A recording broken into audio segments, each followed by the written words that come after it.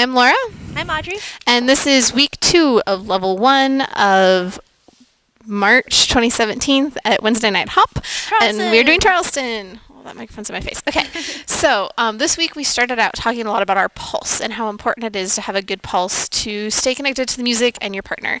So we started out talking about how you don't want to pulse with your foot flat, but you're kind of just forward a little bit as if you would be like on your tiptoes, but you don't actually want to be on your tiptoes. And so you kind of want to pulse with your knees and your ankles and your toes. It's kind of a whole body pulsing thing. So we spent a lot of time talking about this, and then we added in kicks. So wanting to add in keeping your pulse as you're kicking for just single kicks, but also for double kicks. And double kicks are a lot harder because you have to keep this pulse as you're kicking. So you have this kick, kick, pulse, pulse, pulse, pulse, pulse, pulse, pulse, pulse. So we spent a lot of time on that today, and a little bit of time connecting with your partner and actually pulsing with your partner. Do we want to talk more about that? Yes. So back to the basic. And this week, I was leading. and I was following. So kind of switch it up. So we did our reviewing our basic, focusing on moving forward and backwards. So if we, I guess, move sideways. So if we have our basic, forward, in place, and back. Back, forward, in place, and back. Forward, in place.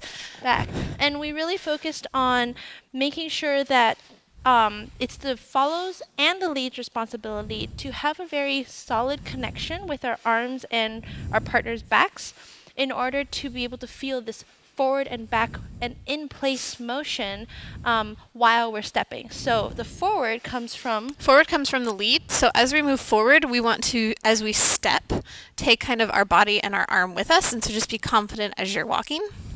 And going backwards is more from the follow side. So my upper arm and my lead's upper arm are really pretty solidly connected. So if my lead moves backwards, I feel it on my arm, which ideally is connected to my frame. Yep. And then we taught you guys a really cool move called crossovers. So they look like this from the basic. And then we have a leader's foot fudge to go into crossovers. And then we have a leader's foot fudge to get out. This. So really quick, the leader's foot fudge to get into it is on the 7-8. We want to take 2 steps. So it's going to be 1, 2, 3, 5, 6, 7, 8, and then rock step on our right foot like our follow is. Okay. Do you want to say anything about follow's footwork? Follow's footwork is we're actually just going to do the same basic forward and backwards. And if you notice, 3, 5, 7, 1, 2, 3. This is still the same as our regular Charleston basic. It's only until the 4 when we cross sideways. So this is where it's super important to be very clear about the forward and back linear motion for the basic Charleston, and then the side to side of the actual crossover. Yep. And so then to get out of it, so let me actually start in crossovers. So if we start in crossovers, leads, we're going to have to kind of do another foot fudge, and we're just going to hold for 2 counts on the second crossover, or the second half of it. So it's going to be like this. If I do count it out, 5, 6, step, step into crossovers. 5, 6, 7.